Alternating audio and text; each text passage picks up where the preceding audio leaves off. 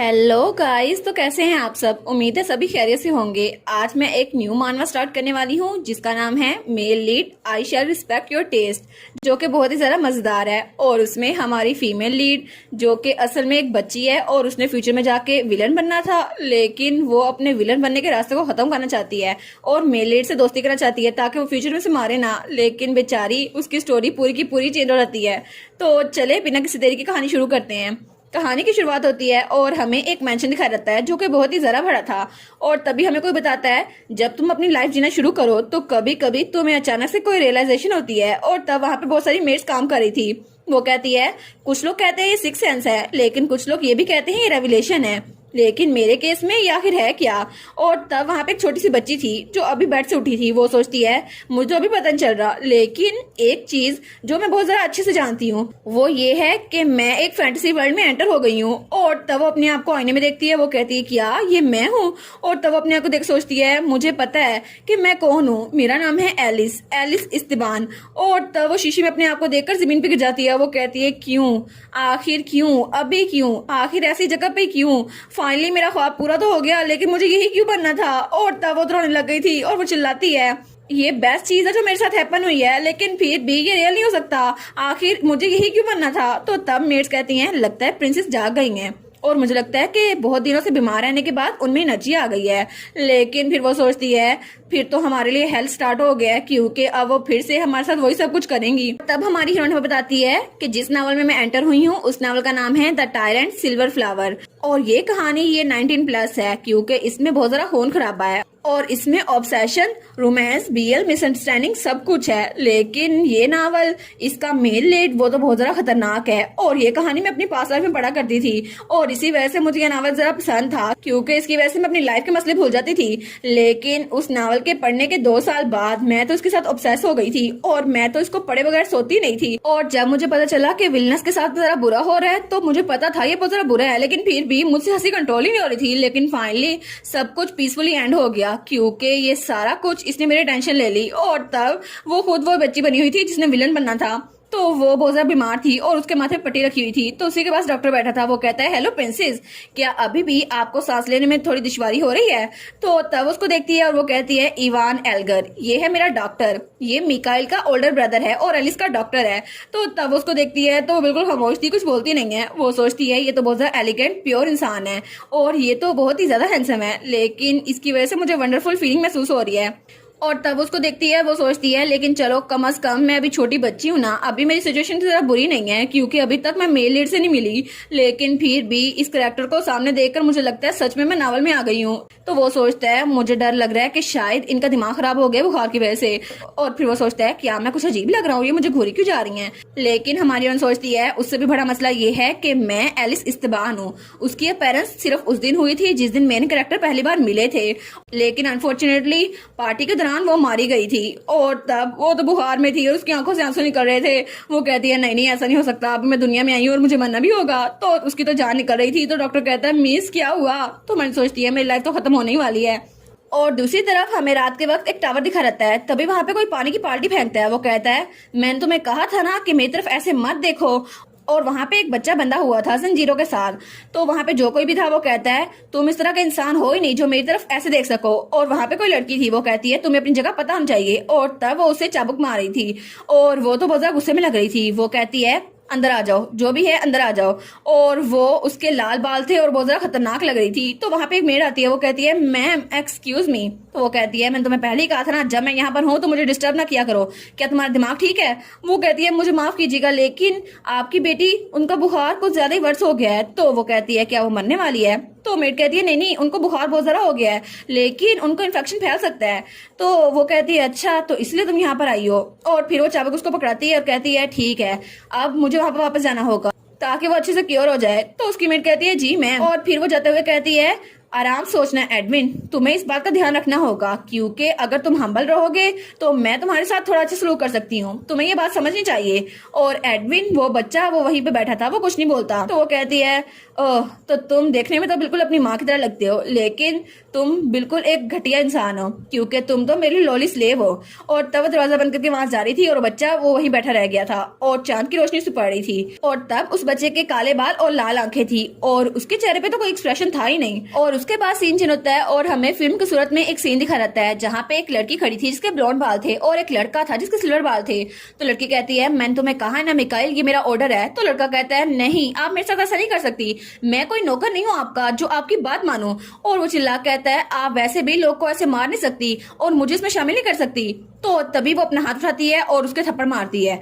तो फिर वो कहती है ठीक है, अब तुम्हें उसे बचाना होगा, अब तुम जानते हो ना कि अगर तुमने ये ना किया तो मैं सारा गुस्सा तुम पे निकालूंगी और अगर वो यहाँ पे मर गया तो मेरे लिए बहुत ज्यादा मुश्किल हो जाएगी। और तब उसे धक्का देके सेल के अंदर भेजती है। वो कहती है ये बात याद रखना कि चाहे कुछ भी हो जाए तुम्हें उसे बचाना होगा। और तब वो अपनी दवाइयों वाला बैग उठा के अंदर जा रहा था। तो तभी उस लड़के को आवाज आती है दफा हो जाओ यहाँ से। तो वो कहता है क्या, और वहां पे जंजीरों में एक लड़का जकड़ा हुआ बैठा था और वो तो बहुत घूर के उसको देख रहा था। तो तभी वो लड़का जो वहां पे दवाइयां लेकर आया था उसकी तरफ भाड़ रहा था, लेकिन वो अपनी दवाइयां रखता है और कहता है अगर तुम मरना ही चाहते हो तो प्लीज इसे बर्दाश्त कर लो और तुम देख सकते हो कि मैं भी यहाँ से निकलना चाहता हूँ लेकिन तुम्हें बचाए बगैर निकल नहीं सकता। तो वो लड़का कहता है मैंने तुम्हें डेफिनेटली वार्न किया था कि दफा हो जाओ, लेकिन तुमने मेरी बात नहीं सुनी। तो वो कहता है चुप हो जाओ, तुम्हारी बॉडी तो बिल्कुल मर रही है और मुझे इसे सही करना ही होगा और अभी भी तुम जिंदा हो यंग मास्टर। लेकिन तभी वो अपनी हीलिंग एबिलिटी यूज करता है और उसकी पावर वहां पे काम कर रही थी, लेकिन तभी वहां से करंट निकलता है। तो वो कहता है क्या ये आखिर हो क्या रहा है। और तभी उस टावर में रोशनी बहुत ज्यादा जगमगा रही थी। तो वो लड़की जो उसको वहां पे लेकर आई थी वो कहती है क्या आखिर यहाँ पर हो क्या रहा है। और तभी वो लड़का जो जंजीरों में कैद था वो जो वहां पर आया था उसको लेकर वहां आ गया था। तो उसने उसको गोद में उठाया हुआ था। तो वो लड़की कहती है नहीं ऐसा नहीं हो सकता, मुझसे दूर रहो। तो वो लड़का जिसकी रेड आइज थी वो कहता है मैंने कहा मेरे रास्ते से हट जाओ, अगर तुम मरना नहीं चाहती तो अभी की अभी मेरे रास्ते से हट जाओ।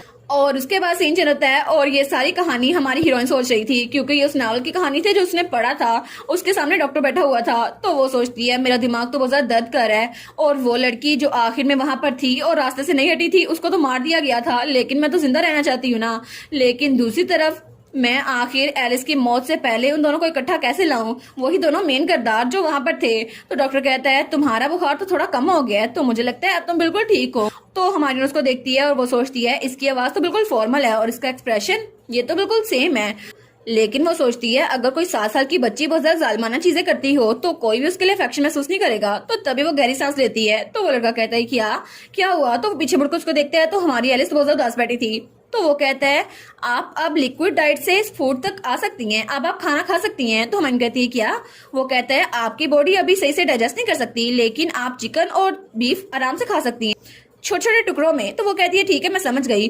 वो सोचती है मुझे लगा था वो मुझसे नफरत करता है, लेकिन वो अपनी जॉब के लिए बिल्कुल ट्रू है, कितना काइंड हार्टेड है ये। लेकिन इवान उसका बड़ा भाई वो आर्मी डॉक्टर के तौर पर वार में गया था और तब उसकी जान चली गई थी, लेकिन उसके बाद ड्यूक ने उसके छोटे भाई को अपने पास रख लिया मिकाइल, और वहां से मेन स्टोरी लाइन शुरू हुई। और वो सोचती है ये कितनी तरह गॉर्जियस है ना, लेकिन इसको इतनी कम उम्र में मरना पड़ेगा।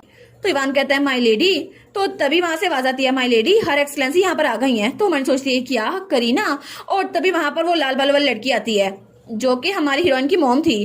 तो वो उसको घूर के देखती है। तो हमारी हीरोइन थोड़ी सी बेचैन हो गई थी। तो करीना कहती है क्या वो बिल्कुल ठीक है। तो डॉक्टर कहता है जी बिल्कुल, उनको बस अपने हीलिंग के लिए थोड़ा फोकस करने की जरूरत है और उनकी बॉडी तो बहुत ज्यादा वीक है, लेकिन आपको परेशान होने की जरूरत नहीं है। तो हमारी सोचती है इसके परफ्यूम तो बहुत ज्यादा स्ट्रॉन्ग है, लेकिन उसमें से खून की स्मेल आ रही है जैसे अभी किसको मार के आई हो। लेकिन मुझे पता है ये एडमिन के पास गई थी है ना, और उसके हाथ तो बकायदा कांप रहे थे।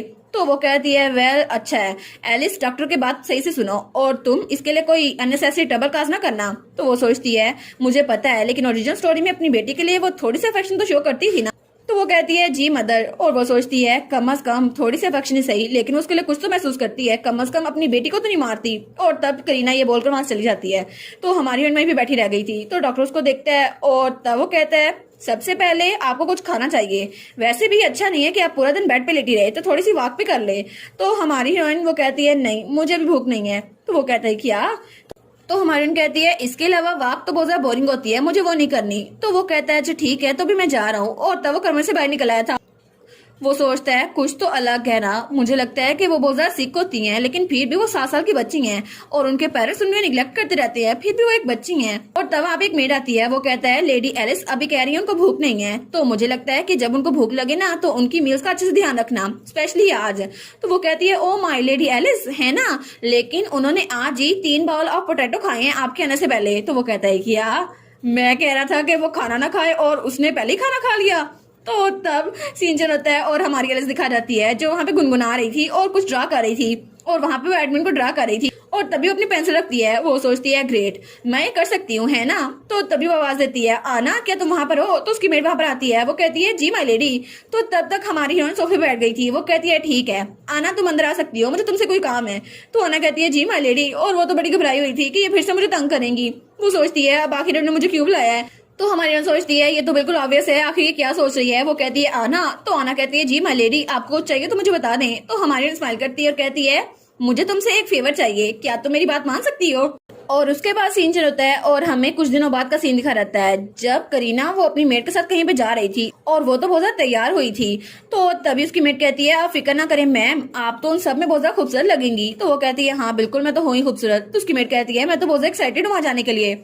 और फिर वो कहती है ये पहली बार है जब आप पब्लिक में खुद जा रही हैं अकेले। तो हमारी हन वहां बालकनी में खड़ी उनको देख रही थी। वो सोचती है ये मेरी मॉम वहां पर खुद जा रही हैं, हालांकि किसी ने उनको इनवाइट नहीं किया, लेकिन फिर भी वो सोचती है ओरिजिनल नॉवल की तरह करीना अभी भी समर वेकेशन पे जा रही है, बिल्कुल अभी, क्योंकि वहां पे लग्जरी विला है जहाँ पे सारी रिच औरतें जमा होती हैं अपने आप को शो ऑफ करने के लिए। लेकिन मेरी मॉम करीना ये तो ड्यूक की मेड थी, जिसकी वजह से ड्यूक चाहते हैं कि वो किसी को अपना चेहरा नहीं दिखाए। ड्यूक ने उनको मना भी किया था, लेकिन वो उनकी बात नहीं मान रही, और तब सीढ़ी से नीचे उतरने लगती है।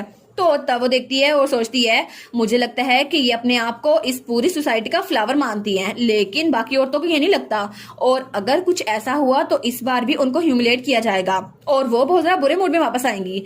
तो करीना कहती है तुम श्योर हो ना लोकेशन वहीं पर है। तो उसकी मेट कहती है जी जी मैंने ऑफ कोर्स बहुत बार चेक किया है। तो हमारी वहां पर आती है, वो कहती है मॉम क्या आप कहीं पर जा रही हैं, और वो तो बड़ी प्यारी लग रही थी। तो उसकी माँ कहती है हाँ तुम यहीं पर हो।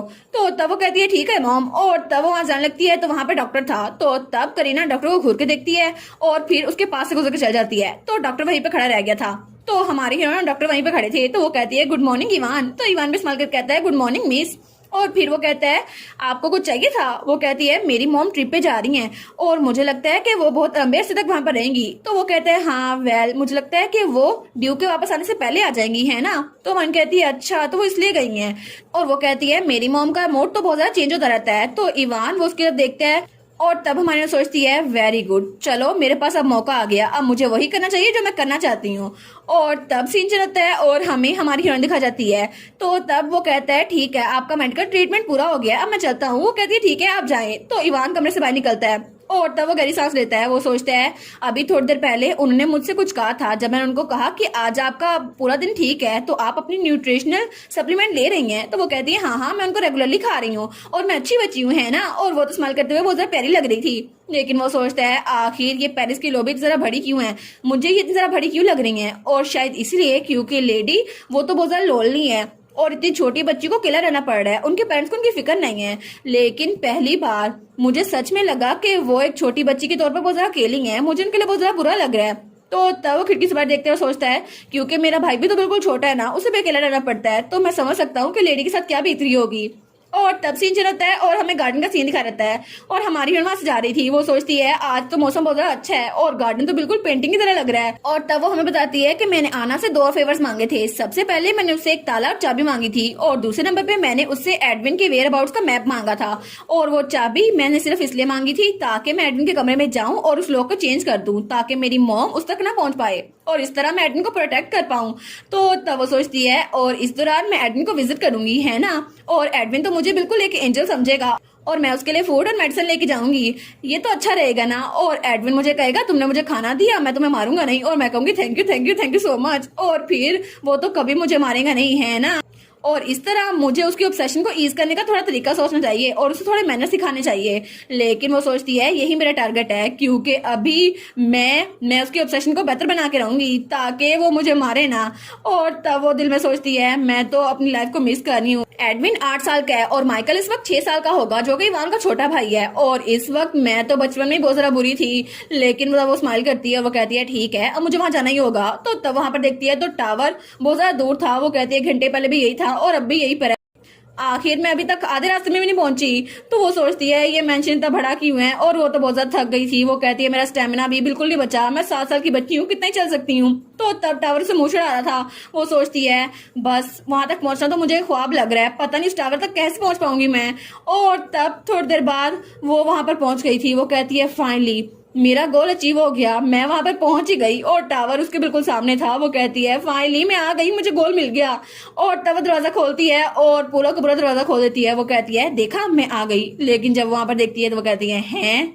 और वहां पर वो तो बहुत थक गई थी और नीचे बैठ गई थी, क्योंकि उधर तो बहुत ही ज्यादा सीढ़ियां थी, उससे तो चढ़ा ही नहीं जाना था। वो कहती है आखिर इतनी सीढ़ियां बनाता कौन है टावर में। और तब सीन चल होता है और हमें दोबारा से हमारी एलिस का कमरा दिखा रहता है और उसकी मेड उसके पाँव दबा रही थी। वो कहती है अब आपको कैसा लग रहा है मिस। वो कहती है हाँ अब थोड़ा कम दर्द हो रहा है पाँव में। तो वो कहती है मुझे लगा नहीं था कि आप वहां पर जाएंगी। तो मन कहती है थैंक यू आना। तो आना कहती है जी जी कोई बात नहीं। तो तब उसके पाँव दबा रही थी। तो मन सोचती है अरे हाँ मैं तो पहले अटैम्प्ट में वहां पर चली गई थी बहुत जरा मुश्किल से, लेकिन वहां पे इतनी ज्यादा सीढ़ियां थी। और जब मैं वापस घर आई तो मैं हार मान चुकी थी और मुझे बुखार हो गया था। पता नहीं मेरी बॉडी में इतनी पेन क्यों हो रही थी, मेरे तो पूरे मसल खींचे गए थे इतनी ज्यादा चल चल के। तो डॉक्टर तो फिर परेशान हो गया था कि आखिर आपको क्या हो गया। लेकिन फाइनली उस दिन मैं आधे रास्ते तक पहुंच गई थी, उससे ज्यादा नहीं मुझे चला गया। और फिर भी मैं वापस लौट आई, पता नहीं अब मैं वहां पहुंच भी पाऊंगी या नहीं। तो तभी दरवाजे में दस्तक होती है। तो डॉक्टर कहता है मिस मैं हूँ डॉक्टर इवान। तो वो कहती है ठीक है उसे अंदर आने दो। और तब वो फिर से डॉक्टर के सामने बैठी थी। तो डॉक्टर कहता है ऐसा लगता है कि आपका बहुत ज्यादा वजन कम हो गया है, लेकिन फिर भी आपकी हेल्थ के लिए आपको ध्यान रखना चाहिए। अब आपको कैसा महसूस हो रहा है। वो कहती है मुझे नहीं पता, मुझे तो बहुत ज्यादा मुश्किल लग रहा है, मुझे लगता है मेरे लिए जीना भी मुश्किल है। वो कहता है ऑफ कोर्स आप जरूर जिएगी, आप 7 साल की हैं। वो कहती है वेल क्या पता मेरी लाइफ बचे ना बचे, मुझे तो अभी मसल पेन फील हो रहा है। वो कहता है अच्छा, और वो गहरी सांस लेता है। तो मन सोचती है आजकल तो इवान बहुत ज्यादा चेंज लग रहा है, लेकिन पास में जब भी मैं मरने की बात करती थी तो ये मेरी बात को इग्नोर कर देता था। और पहले तो ये सिर्फ अपना काम करता था एक मशीन की तरह, और अब ये मेरी फिक्र करने लग गया है। सच में ये तो बहुत ज्यादा काइंड है। शुरू में तो मुझे पता नहीं था कि सच में ये यही चाहते हैं या फिर नहीं, लेकिन अभी मैं इसको देख रही हूँ तो सच में ये मुझ पर तरस खा रहा है ना। और इवान सच में उस पर तरस खा रहा था, तो तभी वो वहाँ पे कुछ लिख रहा था। तो वो कहता है मैंने सुना था आजकल आप बाहर जा रही हैं, क्या आप बाहर घूम रही हैं। तो वो कहती है हाँ मैं वॉक के लिए मेंशन में जा रही थी, लेकिन मेंशन बहुत ज्यादा बड़ा है। और तब वो रोने की एक्टिंग करते हुए कहती है क्योंकि हर कोई मुझसे यहाँ पे नफरत करता है ना। और वो तो खुद के लिए उसको सॉरी फील करवा रही थी, तो उसके दिल में ये बात जाके लगती है कि सब कोई मुझसे नफरत करता है। वो कहता है नहीं मिस ऐसी बात नहीं है। तो वो तो झूठ भी नहीं बोल सकता था। तो मन कहती है हाँ बिल्कुल ये सच है ना। तो इवान कहता है मिस। तो मन कहती है इवान आखिर ये लोनलीनेस की फीलिंग कैसी होती है। और वो दिल में सोचती है अभी मेरे पास अच्छा मौका है मुझे माइकल के साथ दोस्ती करने के लिए। वो कहती है आई विश कि मेरी उम्र का मेरे साथ कोई दोस्त होता, कोई बच्चा जिससे मैं दोस्ती कर सकती। और तब वो उसे कहती है शायद ये लोनलीनेस कम हो जाती। और वो खिड़की से बाहर देखती है और थोड़ी देर बाद हमारी रोहन दवाइयां खा के सो गई थी। तो वो कहता है ठीक है आज के लिए काम हो गया तो मैं चलता हूँ। तो वो कहती है ओके तो गुड बाय इवान। तो तब इवान वहां से उठता है और जाने लगता है। वो सोचता है मिस मैं श्योर हूँ कि आपके भी दोस्त बनेंगे। तो तब वो कहती है थैंक यू। और उसके जाने के बाद ही उसने अपनी चादर फेंकी थी और उठ के खड़ी हो गई थी। तो तब वो दरवाजा खोलती है और उसको देखती है। तो इवान वहां से जा रहा था। वो सोचती है क्या मेरा प्लान काम करेगा, क्योंकि मैंने उससे कहा था मुझे किससे इंट्रोड्यूस करवाए। तो मेरा ख्याल है कि वो अपने छोटे भाई मिकाइल को लेकर आएगा। और उसकी मेड उसको वहां से देख रही थी। वो कहती है पता नहीं मिस को क्या हो गया। तो मन सोचती है शायद वो मेरे लिए मुझे फिक्रमंद हो रहा होगा ना कि मैं बिल्कुल परेशान हो जाती हूँ। और तब हमें अगले दिन का सीन दिखा रहता है जब हमारी रन बिल्कुल ठीक हो गई थी और तब उसने कैप और शूज पहन लिए थे और वो तो पूरी तैयार थी वहां पे उस टावर में जाने के लिए। वो कहती है ठीक है अब मैं बिल्कुल तैयार हूँ। और तब वो अपने आप को वार्म अप करती है। वो कहती है मैं आज सर्च करना स्टार्ट करती हूँ ठीक है, और इस तरफ जाना है ना। तो तभी वहां से एक टहनी उठाती है। वो कहती है ये ब्रांच मुझे रास्ते में मिल गई, ये तो अच्छी अलामत है ना। और उस ब्रांच को लेकर आगे बढ़ रही थी। वो कहती है हाँ देखा मैं ठीक थी। तो तभी ग्लैरी वहां पर उसको देख रही थी। वो कहती है मैं लॉटरी जीत ली। तो ग्लैरी कहती है इसको क्या हो गया। तो तभी वो बहुत ज्यादा मुश्किल से वहां पे पहुंच रही थी, लेकिन रास्ते में बहुत ज्यादा ब्रेक ले रही थी और टावर तो अभी बहुत ज्यादा दूर था और ग्लैरी उसका सेब लेके भाग गई थी। अभी फाइनली वो टावर पे पहुंच चुकी थी। वो कहती है फाइनली, ये बहुत ज्यादा लंबा था लेकिन देखो ना मैं पहुंच गई हूँ। और तब वहां पे बहुत ज्यादा ईंटें थी। वो कहती है चलो देखती हूँ यहाँ पे कुछ ना कुछ तो होगा। और तभी एक ईंट उसको थोड़ी खाली लगती है तो वो उसको दबाती है, तो वहां पर एक की पड़ी हुई थी। वो कहती है देखा मुझे मिल गई। और तब वो लालटेन वहां पर रखती है और दरवाजा खोलने लगती है। और जैसे ही वो दरवाजा खोलती है तो वो कहती है ये यहाँ पर तो बहुत ज्यादा ताला लगा हुआ है और जरूर कहानी का मेन लीड यहीं पर होगा, है ना। तो तब वो दरवाजा खोलती है, उस लालटेन को उठाती है। वो कहती है क्या ये स्मेल, ये तो बहुत ज्यादा बुरी है, जैसे कोई कई हफ्तों से नहाया ना हो और यहाँ पे तो खून की स्मेल भी है। और तब वो आगे बढ़ती है और जब वहां पर देखती है तो जमीन पे क्रैक था और कोई बच्चा वहां पे बैठा हुआ था। तो वो कहती है क्या, और उस बच्चे की हालत तो बहुत ज्यादा बुरी थी। वहां पे सिर्फ हड्डियां ही हड्डियां थी उसकी और उसकी पूरी बॉडी जंजीरों से झटकी हुई थी। तो वो कहती है एडविन, लेकिन तभी उसके पाँव से कोई चीज टकराती है। वो कहती है क्या, और वहां पे एक डंडा पड़ा हुआ था। तो वो कहती है क्या क्या मेरी मॉम इससे उसको मारा करती थी। तो वो कहती है एडविन क्या तुम ठीक तो हो, और उसके पास आती है। वो कहती है एडविन तुम्हें क्या हुआ है, ठीक तो हो ना, होश में तो आओ। लेकिन वो कोई जवाब नहीं देता। वो सोचती है मेरी बात का जवाब क्यों नहीं दे रहा, कहीं ये मर तो नहीं गया। लेकिन तभी एडविन अपने खून वाला हाथ आगे बढ़ाता है और तब हमारी हीरोइन वो नीचे गिर गई थी। वो कहती है क्या, और तब एडविन ने उसके बाजू पे अपना हाथ रख लिया था और वो बहुत ज्यादा गुस्से से उसकी तरफ घूर रहा था। तो तब हमारी हीरोइन कहती है क्या क्या मैं मरने वाली हूँ, क्या एडविन बाद में नहीं मुझे अभी मारने वाला है। और वो तो बहुत ज्यादा घबरा गई थी और वो बच्चा एडविन वो तो उसके ऊपर था और उसको हिलने भी नहीं दे रहा था। तो हमारी सोचती है आखिर ये क्या हो रहा है। और तभी वो उसकी गर्दन की तरफ हाथ बढ़ाता है। वो सोचती है क्या ये मुझे मारने वाला है, क्या ये मेरा गला घोटने वाला है। तो तभी वो उसको धक्का देती है। वो कहती है नहीं रुक जाओ। तो तब वो बच्चा वो दूर जा गिरता है। तो हमारी कहती है क्या एडविन तुम ठीक तो हो ना। तो तब वो एडविन को देखती है तो तभी वो सांस लेता है। वो सोचती है ओह फाइनली ये जिंदा है, लेकिन मुझे लगता है ये बेहोश हो गया। लेकिन तभी वो उठती है और वो सोचती है नहीं ऐसा नहीं है, और अपने बाजू को देखती है तो वहां पर बहुत ज्यादा निशान पड़े हुए थे और उसके हाथ को उसी बच्चे ने पकड़ा था। तो वो कहती है सबसे पहले मुझे वापस जाना चाहिए। और तब वो दरवाजा बंद करके वहां जाने लगती है। वो सोचती है मुझे कुछ ना कुछ करना ही होगा ताकि मैं उससे दूर रह के भी उसकी देखभाल कर सकूं। और तब वो वापस पेशेंट में आ गई थी, लेकिन तभी डॉक्टर फिर से उसके पास आया था और उसके हाथों पे दवाई लगा रहा था। तो वो कहता है आखिर आपको चोट कैसे लगी। वो कहती है मैं जंगल में गई थी और ट्री ब्रांच के दरमियान उलझ गई थी तो ऐसी चोट लगी। तो वो सोचता है ऐसा लगता तो नहीं कि इनको ऐसे चोट लगी है, क्योंकि अगर ये नीचे गिरती तो इनके घुटने पे चोट लगती, लेकिन बाजू में स्पेशली ऐसा लगता है किसी इंसान के नाखूनों के निशान है। लेकिन वो कहता है आपको पहले बुखार भी था तो मैंने मेडिसिन दी थी, लेकिन अब आपको खुद का अपना ध्यान रखना होगा। वो कहती है अच्छा ठीक है। तो तब इवान कमरे से बाहर निकल आया था। तो हमारी सोचती है ड्यूक एस्टेबान मेरे फादर, उनका सिर्फ एक बेटा था जो कि बचपन में जब पैदा हुआ था तो उसके काले बाल थे, लेकिन डचिस उनके बाल वो व्हीट ब्लॉन्ड थे और ड्यूक के बाल ब्लॉन्ड थे। तो उनके बेटे के बाल ब्लैक नहीं हो सकते थे, इसी वजह से उनको लगा वो उनका बेटा नहीं है और इसलिए उन्होंने उस बच्चे को टावर में कैद कर दिया।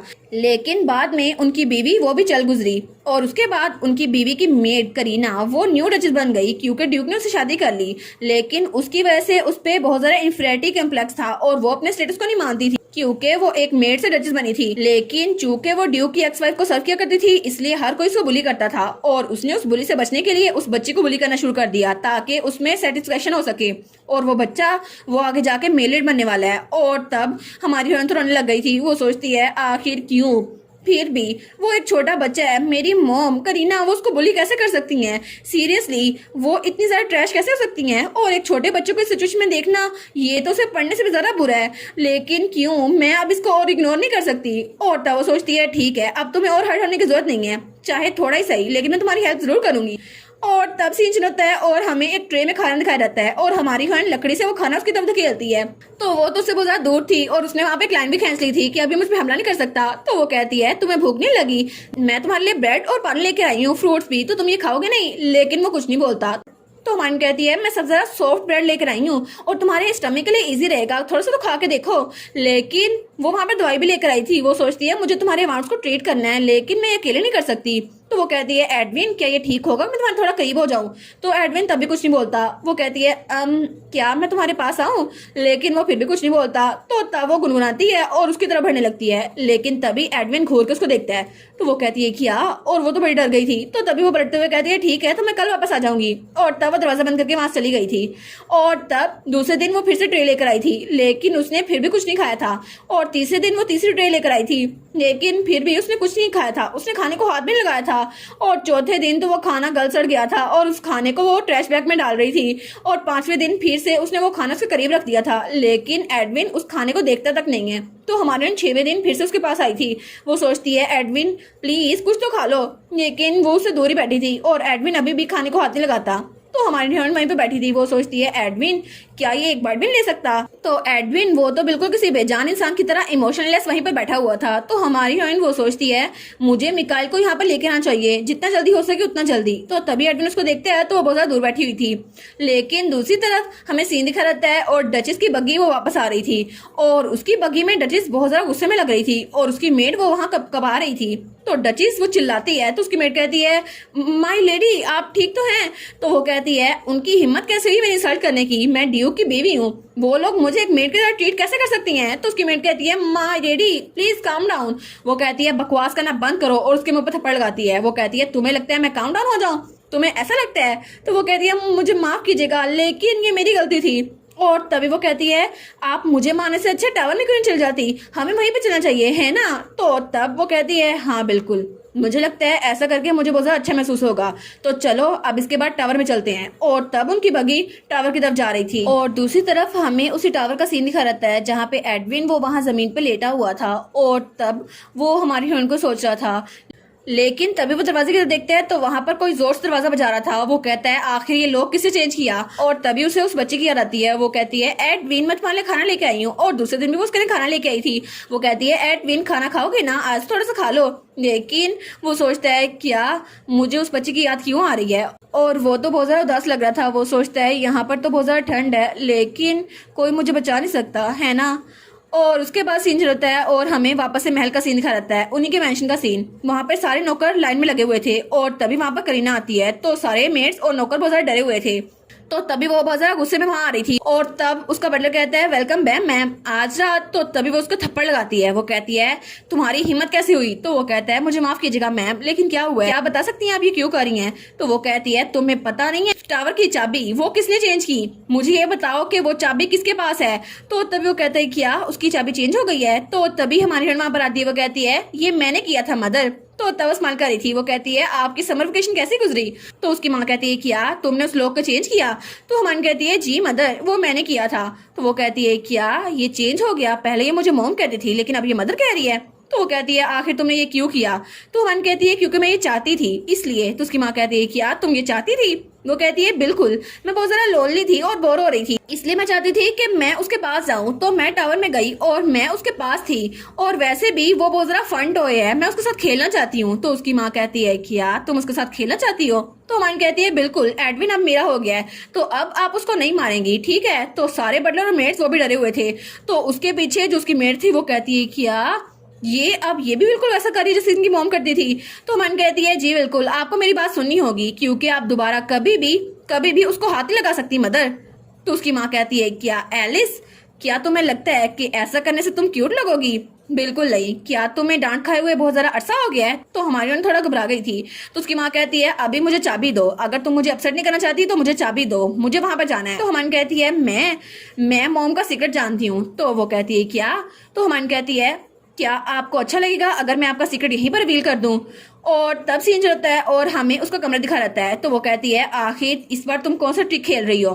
तो वो कहती है लिटरली मुझे आपका सीक्रेट पता है मॉम। वो कहती है ओ माय गॉड अच्छा सच में ऐसा है? तो हमान कहती है बिल्कुल एडविन के बर्थ के बारे में जो सीक्रेट था मुझे अच्छे से पता है और आपको भी ये बात पता है ना कि एक्चुअली एडविन वो ड्यूक का अपना बेटा है। तो वो कहती है क्या एलिस आखिर तुमने ये बकवास कहाँ सुनी, और वो तो उसके पास आ गई थी। तो हमारन कहती है एनीवेज मॉम, मुझे एडमिन चाहिए, तो मैं नहीं चाहती कि आप उस पर ज्यादा जुल्म करें, क्योंकि मुझे उसे अपने पास रखना है और मैं वो चाबी आपको नहीं दूंगी। तो अगर आप चाहती हैं कि आपका सीक्रेट बिल्कुल सीक्रेट है तो आपको वो चाबी मेरे पास रहने देनी चाहिए। तो वो कहती है एलिस, तुम बिल्कुल स्टूपिड हो, तुम्हें सच में लगता है कि ये बात सच है? ये बिल्कुल भी सच नहीं है। और तुम्हें सच में लगता है कि योर एक्सलेंसी ड्यूक तुम्हारी बात पे यकीन कर लेंगे?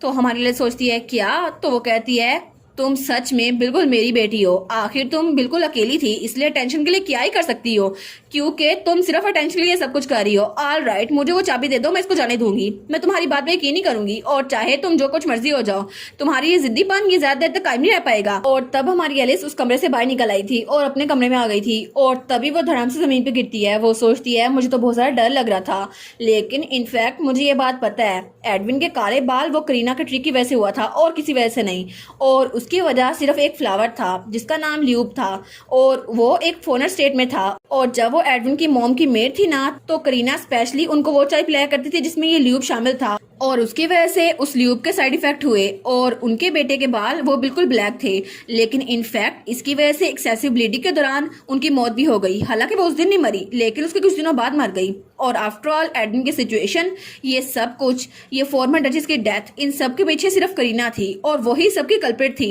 लेकिन तब वो बेड पे लेट गई थी। वो सोचती है मुझे यकीन नहीं होता, आखिर मैं इस औरत की बेटी हूँ जो इतनी ज्यादा डरावनी है, मेरे लिए तो ये बहुत ज्यादा बड़ा मसला होगा। लेकिन तब वो सोचती है एडमिन प्लीज प्लीज कल प्लीज मेरी बात सुन लेना। और तभी उसे ख्वाब में कुछ याद आता है जब वहां पर चेयर सारी की सारी खाली थी और वो वहां इकलौती एक चेयर पे बैठी हुई थी।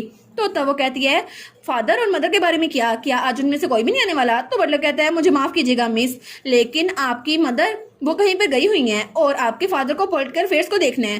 तो तब उसकी आंखों में आंसू आ गए थे। वो सोचती है क्या मेरी मॉम भी नहीं है और मेरे डैड भी नहीं। तो तभी वो वहां टावर में आई थी और तब वो थोड़ी और छोटी थी। तो तभी वो बटलर वहां पर उसको लेकर आया था। वो कहता है आप यहाँ पर आ गई हैं मैडम यंग लेडी। तो तभी वो एडमिन को देखती है तो बटलर कहता है लगता है आपकी मॉम यहाँ से चली गई हैं। तो हमारी हीरोइन वो अपनी टेडी बियर को पकड़े हुए थी, तो वो अपना टेडी बियर उस पर फेंकती है। वो कहती है आखिर तुम हो कौन, आखिर तुम्हारी हिम्मत कैसे हुई, तुम्हारी वजह से मेरी मॉम मुझसे दूर रहती है, मेरी पूरी ख्वाहिश है कि तुम इस दुनिया से गायब हो जाओ, आखिर तुम मर क्यों नहीं जाते, तुम्हें मर जाना चाहिए। लेकिन ये सारा का सारा उसका ख्वाब था। और तब सुबह के वक्त उसकी आंख खुलती है और वो सोचती है क्या मैं भी एडमिन के साथ ये सब कुछ करती रही हूँ, तो अपनी मॉम का गुस्सा मैं उस पर निकाल दे रही हूँ। तो इसका मतलब है कि कहानी शुरू होने से पहले भी मैं यानी कि एलिस उसके साथ बुरा सलूक करती रही है। और इसी के साथ ये वाला पार्ट यहीं पर ख़त्म। तो आप लोग बताइएगा आप लोग को ये पार्ट कैसा लगा, और वीडियो को लाइक और चैनल को सब्सक्राइब लाजमी कीजिएगा। बाकी वीडियोस का लिंक भी स्क्रीन पर नज़र आ रहा होगा, तो काइंडली उनको भी चेकआउट कर ले। और thank you so much for watching my videos. Stay safe, bye bye.